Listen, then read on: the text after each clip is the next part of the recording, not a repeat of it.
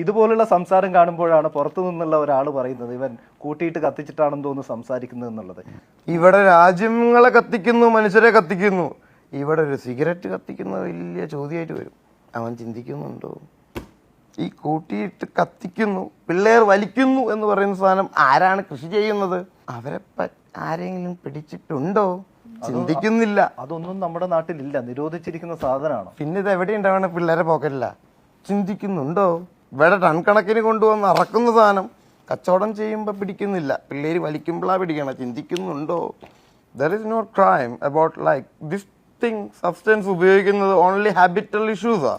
അങ്ങനെ habitual issues ഉള്ള ഒരാളെ സമൂഹത്തിന് മുന്നിൽ കള്ളക്കടത്തുകാരനാക്കുകയും വലിയ ഒരു ക്രിമിനൽ ആക്കുകയും ചെയ്യുന്നതാണ് ക്രൈം എന്ന് ഞാൻ പറയും.